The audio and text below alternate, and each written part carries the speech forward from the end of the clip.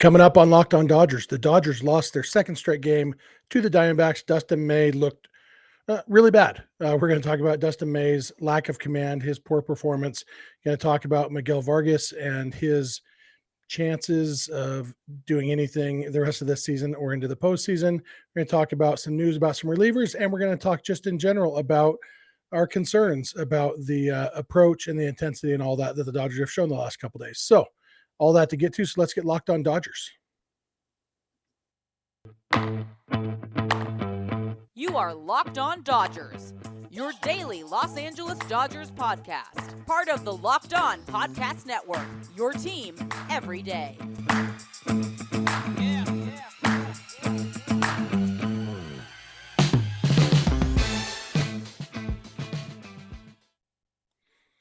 Hello, Dodger fans. This is Locked On Dodgers, part of the Locked On Podcast Network, your team every day. Thank you for making Locked On Dodgers your first listen every weekday morning. Remember, this show is free and available on all podcast platforms and on YouTube simply by searching for Locked On Dodgers. Or even better, go ahead and subscribe wherever you're watching or listening right now, and then you will never miss a day because you know we're not going to. If this is your first time watching or listening, I am Jeff Snider. Wow, of all the words to stumble over, it's my own name. The guy next to me is Vince Samperio. Vince and I are both lifelong Dodger fans, just like you are. We've also both spent time covering the Dodgers in the press box and the locker room. So we're not quite insiders, but we're bringing you the smart fans perspective on our boys in blue every weekday morning. Vince, I mispronounced my own name. How are you doing tonight? I'm doing a little bit better than that, I would hope. I hope so too, because I'm counting on you to carry this episode, apparently. I think we're both probably doing a little bit better than the Dodgers have been doing the last couple of days. The Dodgers are 1 5-run inning away from having lost 3 games in a row to the DBacks in 2 days. They did come back and win game 1 of the doubleheader yesterday, but they played uninspired, sloppy baseball in the second game of the doubleheader. And then Madison Bumgarner used to be a good pitcher. He's not anymore. And yet the Dodgers apparently faced peak Madison Bumgarner on Wednesday night.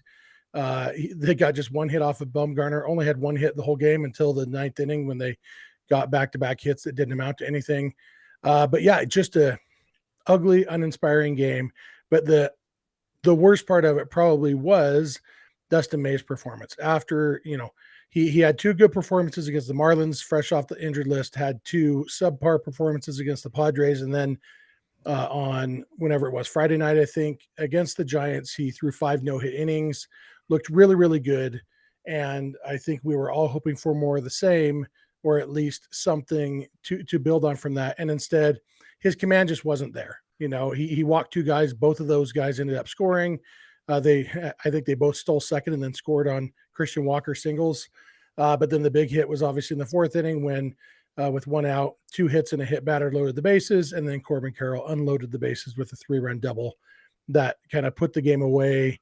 And even though he only had 2 walks, I felt like the big issue with May in this game was command. He wasn't getting ahead of hitters. He was getting into hitters counts. And the reason hitters counts are called hitters counts is because good results for the hitters often come from those counts. And when you're pitching in good hitters counts a lot, you're going to have a hard time getting outs. And, May ended up allowing 10 base runners in 4 innings and throwing almost 80 pitches. So I don't know. Obviously, this game was ugly. How concerned are you about Dustin May, Vince? Yeah, I mean, even with some of the performances he's had that have been positive, it still hasn't instilled, the Dustin May vibe that I had been hoping for, waiting for, the type of guy that can kind of not replace, but maybe fill in for the most part what Walker Buehler gives to the Dodgers in October. And the way it's going, it's not even a guarantee that he'll be throwing in October, or at least not starting or being like a set starter. We've talked about piggybacking everything else. And he talked about it too. He said, quote, "I'm at a point now where I feel comfortable with everything. I just need to go out there and execute. It's not really a thing with Tommy John anymore. I just need to go out and throw strikes." And, I guess the good part is that he doesn't feel the residual effects from Tommy John, at least physically he doesn't. Mechanically, he might be fighting some of those things and still trying to figure things out. The good thing is he has probably 2-3 times through to figure it out. But we're getting to the point where it's mildly concerning that he hasn't figured it out, and that it's not a matter of like he's progressively getting better, progressively getting worse. It's just kind of you don't exactly know what's going to happen when he takes the mound right now. Yeah, and the stuff was pretty good. He had 12 swings and misses in 4 innings, which is although 4 innings, it's 20 something batters because he did allow 10 base runners and 5 runs. So it's a little misleading there, but still 12 swings and misses is nothing to sneeze at. Pretty solid.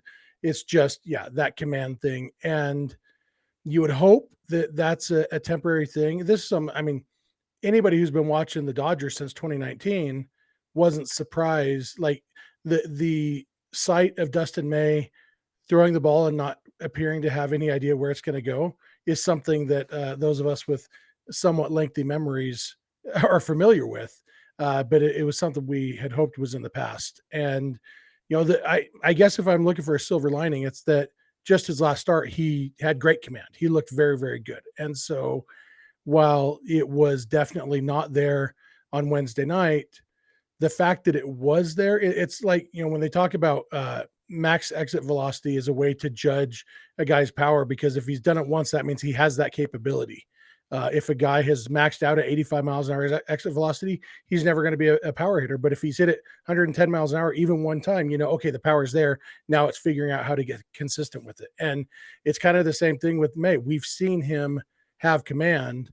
So it's his next 2 starts, he could be lights out.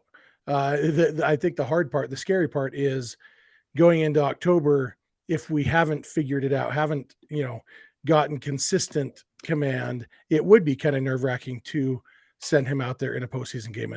The way he looked on Wednesday, and even just, his overall body of work since coming back, I don't think he's shown enough consistency to feel comfortable.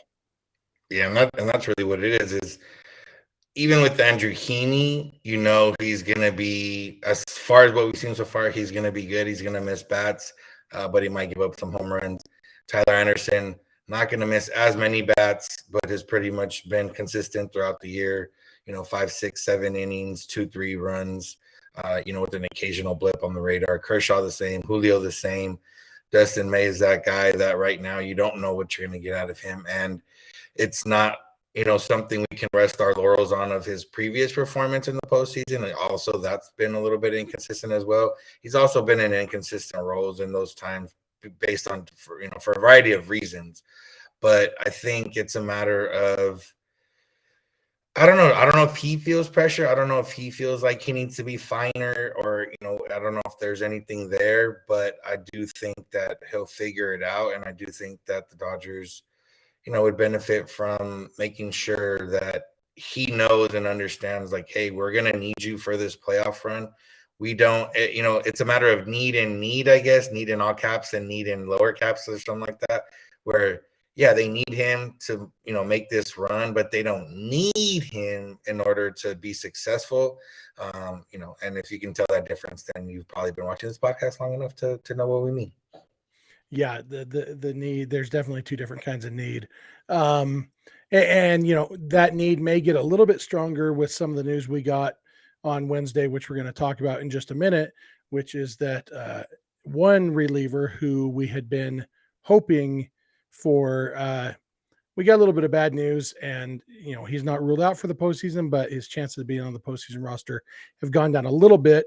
So we're going to come back in a minute. We're going to talk about that, and we're going to talk about Miguel Vargas and his chances of being on the postseason roster. So thank you for making Locked On Dodgers your first listen every weekday morning, and please keep it Locked On Dodgers. Hey, let me tell you a story about me. I'm old. I'm a lot older than I used to be. I may not be as old as some of you guys, and so I apologize if you feel like I'm calling you old, but look at all this gray hair. I'm old. I am not in great shape, and I feel like the older I get, the harder it is to get the energy to be active and get in shape. I used to feel easy when I was younger. I've always been a big dude, but I was a big athletic guy. Now I'm just kind of a big guy. And if you want more energy to counter the negative physical effects of aging, Nugenix Total T testosterone booster with testofen will help you turn back the clock, re-energize your workouts, get you better results at the gym, and help you look and feel like the man you really want to be. Nugenix Total T contains man-boosting key ingredients like testofen. It's been validated in 5 clinical studies shown to boost free testosterone levels in men. While every product professes quality, many other products use generic ingredients that are often far less than clinical grade. With Nugenix Total T, you get the same clinical potency levels used in the trials, and Nugenix's formulation is backed by 10 years of science and research. Nugenix Total T is the #1 selling testosterone booster at GNC. It can help you re-energize your life and help you get back the powerful, confident, and good-looking warrior you used to be. Now get a complimentary bottle of Nugenix Total T when you text MLB to 231231. Text now and get a bottle of Nugenix Thermo, their most powerful fat incinerator ever, with key ingredients to help you get back into shape fast, absolutely free. Text MLB to 231231. That's text MLB to 231231. Message and data rates may apply. Terms apply. Available at nugenix.com/terms. All right, Vince, we are back and plenty more to talk about. We're going to talk more about this game in specific in our last segment, but we have a little bit of news and then want to talk a little bit about one particular position player. But let's talk the news first. On Monday, Dave Roberts, I think it was Monday. Yeah, I think it was on Monday. Dave Roberts, talking to the media, said that the plan, Blake Treinen had thrown a bullpen session or a sim game or something. And he said, assuming he comes out of it all right, the plan is to activate him on Thursday. We found out on Wednesday that apparently he did not come out of it all right, because the plan is no longer to activate Blake Treinen on Thursday. The plan now is to activate Brusdar Graterol. It's kind of funny. Treinen and Graterol have been lumped together the last couple months. You know, they were both on the IL. Treinen had been on the IL a lot longer than Graterol, but they were both on the IL with shoulder issues. They went on rehab about the same time, came back around the same time, and were both back for a short time, and then both went back on the injured list. Treinen with another shoulder issue that was theoretically different than the previous shoulder issue, and then Graterol with an elbow issue. Well, they got unlumped together on Wednesday because Graterol is being activated today, Thursday. Presumably Michael Grove will be optioned to make room for Graterol on the roster. And Blake Treinen, you know, Dave Roberts said he didn't respond the way we all hoped he would.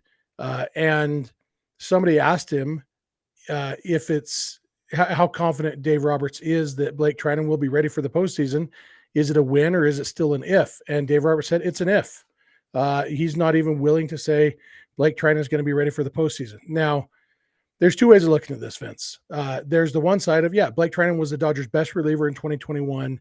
It would have been awesome to have him back. The flip side of that is the Dodgers have had one of the best bullpens in baseball this year, and they've gotten a grand total of 5 innings from Blake Treinen.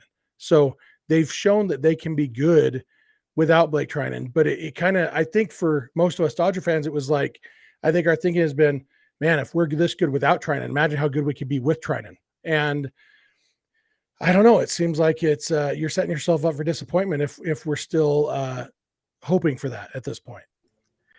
Yeah, and you know, when it comes down to it, and when you think about it, it's just, you know, postseason, different beasts. You're facing better teams. You know, the Dodgers at this point, luckily, have played the Giants, Rockies, and DBacks, and even Padres to a certain. They've dominated the NL West. And realistically, the Padres are the only team that they could potentially play in the postseason from those guys. So when you think about, like, you know, you read all the stats down and, you know, best starters and best relievers and everything else, and you're like, okay, that's great. You know, obviously that you need that to get to this point, but it's also a matter of you still need your guys to be guys when it comes to October. And we've seen that before. Blake Treinen has been one of those guys for the Dodgers, and him not being there, you know, hurts for sure. But it's also a matter of, you look at what other guys they have, and when you look at that part, then you can say, okay, they can figure it out, and, you know, they can get by without Treinen, similar to like the Dustin May, the need type of thing. And you look at, you know, Evan Phillips has been a guy. Craig Kimbrell's been better of late, and now realistically is going to be, you know, probably one of those guys closing out games for the Dodgers. And then you go around, you know, Chris Martin's been good since they picked him up. We can see what Graterol gives you. Graterol, besides the up and down and injuries or whatever in regular seasons, he's been really good in the postseason for the Dodgers in his career so far. So and then all the other arms that they have. So they have the arms to withstand this. But yeah, it's a matter of, man, had they had Blake Treinen and a guy like Phil Bickford, or they have to decide between Ferguson and Vestiaire, or they have to decide between which starters they want to take, make that decision harder. This one just leaves you a little bit less margin for error, but I still think overall it's still a pretty strong bullpen, and they can get it done. Yeah, and for me, the fact that they are getting Graterol back, fingers crossed that he can stay healthy. Because honestly, for me right now, my confidence level is higher in Graterol than in Treinen anyway, just because it's been so long since Treinen has thrown any significant number of innings. Graterol, since June 5th, his ERA is 0.89. Now, that's only 19 games since June 5th. That's 3.5 months because of the injuries. But if he can get back in time, we've got two-ish weeks left in the season. If he can throw enough innings, to really, with a reliever, you don't have to get built up. He's probably not even going to have an up down in the postseason. He's going to be a 1 inning guy, but he can be a guy in that 1 inning with his stuff. He's looked really, really good. His 2022 season started off pretty poorly, but like I said, he's been awesome his last 19 games. And if he's healthy, I feel like he's a huge boost to that bullpen. Obviously Kimbrel being effective version of Kimbrel is very important. Evan Phillips is somebody we can count on. Yency Almonte is doing a rehab stint soon. He might be back.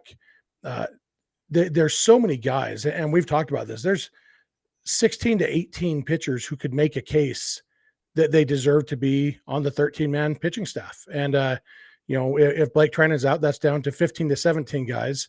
And there's some that are the case is less strong than others. I talked about Phil Bickford the other day. He gave up a home run on Tuesday night, but that's the first run he's allowed in a few weeks. Even he's been really good lately. And so, there's definitely potential to get it done with what they have, but it is a bummer about Treinen, but I'm excited about Graterol. And the other thing we want to talk about is Miguel Vargas. He got called up in September, the one extra position player they added, and Dave Roberts said at the time that he's going to be given a chance to earn a spot on the postseason roster, and that's partially true. He hasn't really gotten much playing time, and when he has gotten playing time, he hasn't really shown much. He hasn't been the hitter we expected him to be based on his success in the minors, and there's a long history of Dodgers prospects performing better in AAA than in the majors, especially recent history. I do think that Miguel Vargas is a very good hitter, and I think he's going to be a very good hitter. But it seems to me like we've kind of reached a point where there's no chance he's making the postseason roster, right? Yeah, I don't think so. Barring injury, obviously, that's always the outlier. But yeah, he just it's a matter of consistent at bats. Has he received consistent at bats? Not necessarily, but has he done anything in the bats that he has gotten? Not really. I mean, he only has a handful of hits. He's not striking out a lot, but he's just not getting hits, and he's not. It's not a matter of, oh man, he's like hitting the ball really hard and getting unlucky. It's just kind of been a mixed bag of flyouts, ground outs, whatever the case, pop outs, different things that he's had. And even the hits that he's had after his first hit, that was a nice looking double deep in the gap over there in San Francisco. Ever since then, even the couple hits he had the other night, they weren't like jaw dropping, inspiring hits. One of them was more of a kind of an air infield single type. The other one was another single. So yeah, it hasn't worked out. And there hasn't been a lot of guys that have been able to do that. Gavin Lux was one guy that was able to come up and fight his way and make the postseason roster. Corey Seager back in the day came up in the last month and a half or whatever it was, and took the job from Jimmy Rollins and became a guy. But it's hard to do so, and especially on a team like the Dodgers where everyone around you is an all-star, former all-star, or above average for the most part. And then I think the other part too that just hurts him is defensively. He doesn't bring you strong defense at any spot really. And at that point, if you're not hitting and you're not bringing strong defense, then the Dodgers can go with someone else. A la Cody Bellinger, who even if he's not hitting, he brings you strong defense. Yeah, that was the point I was going to make, that he kind of has nobody to blame but himself for not getting more plate appearances, because there really isn't, and I shouldn't say it that way, nobody to blame but himself. It's not necessarily his fault. He's not a good defender anywhere. His best position is probably first base. Guess what? The Dodgers have a guy at first base who plays every day. And the reason it's his best position is because you can hide a bad defender there.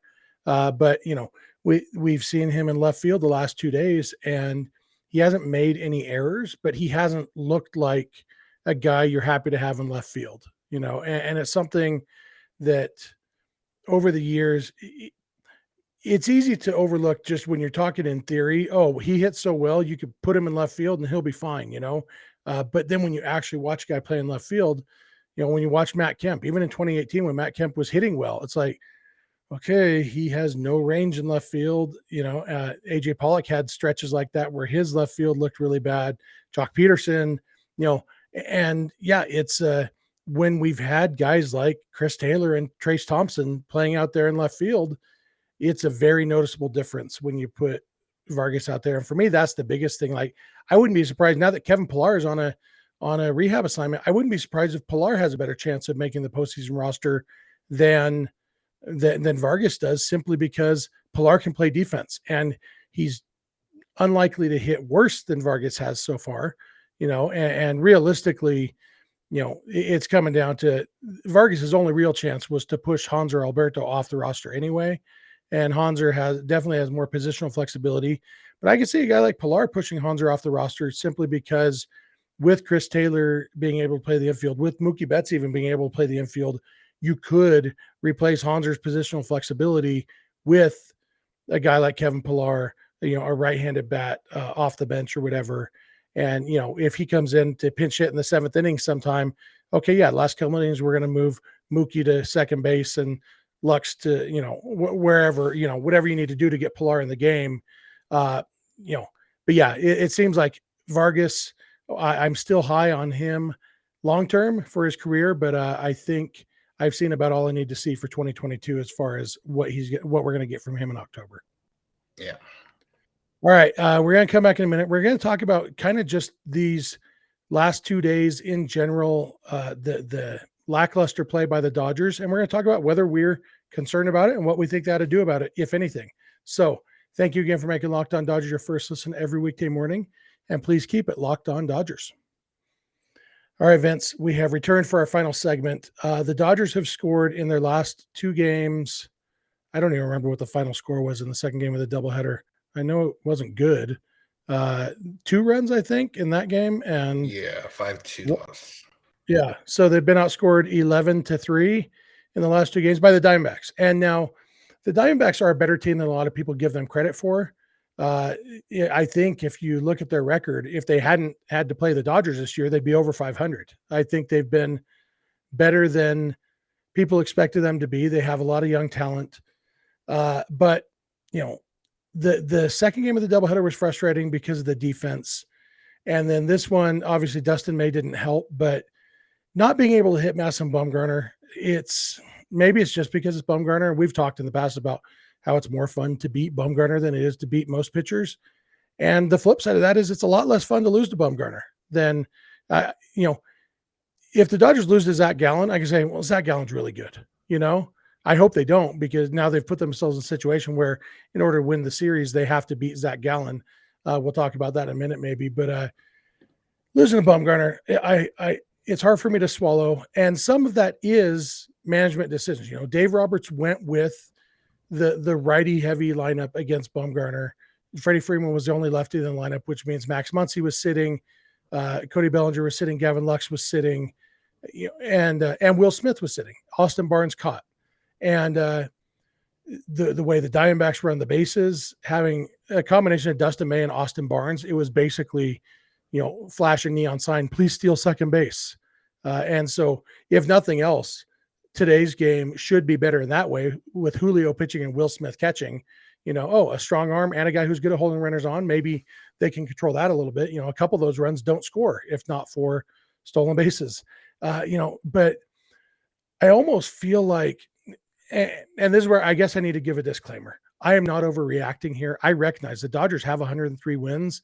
These games literally don't matter. But I wonder, just for the Dodgers mindset, from the players' mindset, if they do matter to them. I think they do matter to them. And I wouldn't be surprised if they have, a group text or even a meeting of like, okay, guys, we lost 2 in a row. Let's not do that again. Let's make sure that we keep this win every day mentality heading into the postseason. And just, even if it's not a come to Jesus meeting, if it's just kind of a recentering of their focus, and some of that will be, okay, Miguel Vargas, thanks for playing, but you're not starting anymore. But some of it is just, they hit a lot of lazy flyouts off a bad pitcher. And that's something that hopefully they can figure out. Yeah, I mean, it's could be a matter of long road trip. They came back home, even though it's the second day or third day back home at this point. You get a little bit comfortable. At some point, you had to think that maybe a couple of lackluster days were going to come, just because this team has been, riding so hot for a while. And, maybe this is that time. Maybe it's just a matter of whatever. The Bumgarner thing is annoying, especially because the Dodgers have done pretty well against bad pitchers this year for the most part. You think about, Patrick Corbin, who was bad. The Dodgers faced him, and then they just, they pounded him and they got him out early. And they've done that to Bumgarner in the past, especially in recent years. And he's been really bad this year. One of the worst pitchers in baseball, one of the worst, like, full-time starting pitchers. So that part was a little annoying. But, yeah, I think it's just a matter of whatever it is, figure it out. You're back home now. You're sleeping in your bed. Maybe you got a little bit relaxed. And then, now what? Step it up. Here it is.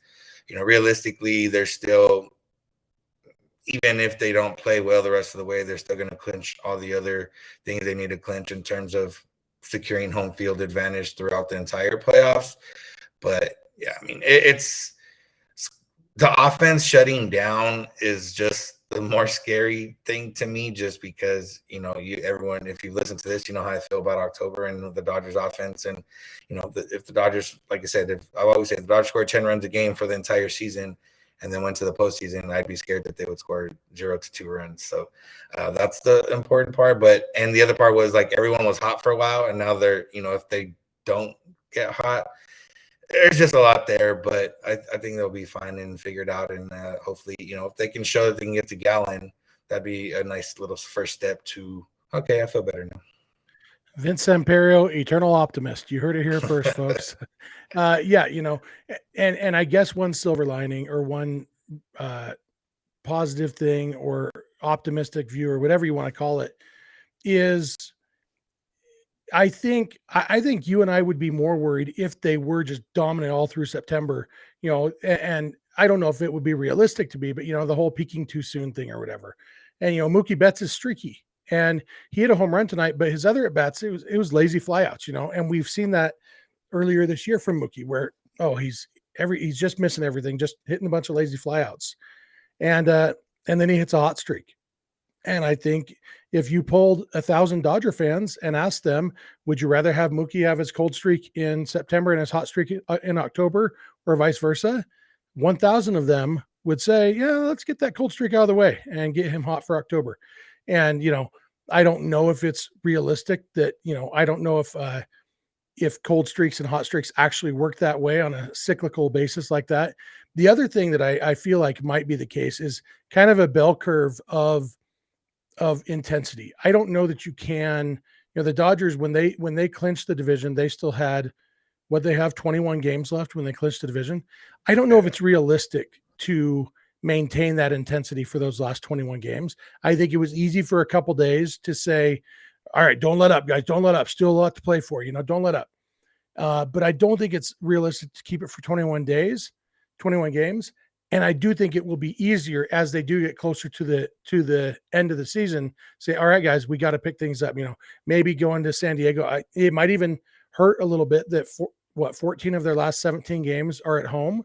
And so they've been at home for a while now, and they're in the middle of a long homestand and then a tiny little short road trip and then a 6-game series. It's like between the games not mattering and being at home almost all the time, it's almost like it's I could see them thinking, well, this doesn't feel like real baseball.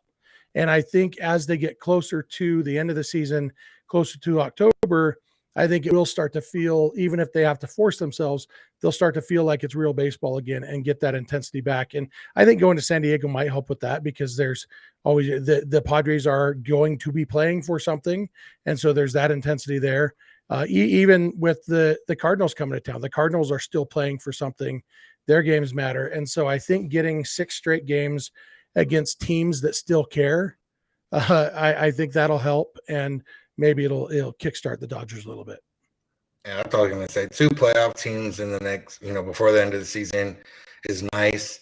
I don't know if having 6 straight against the Rockies at the end of the year is, beneficial or not. Realistically, not beneficial, but at least the games aren't at Coors Field. So that's a big, big, big boost. Yeah, they should never play games at Coors Field ever again. And by they, I mean any baseball team. All right, I think that does it for today. You got anything else, Vince? Nothing else. All right, we will have one more episode this week. Hopefully, after after Julio beats Zach Gallen to win the series and send them into the Cardinals series on a high note. Dustin May bobblehead night tonight. That should be fun. Thank you for making Locked On Dodgers your first listen every weekday morning. Now, for your second listen, check out the Locked On MLB podcast.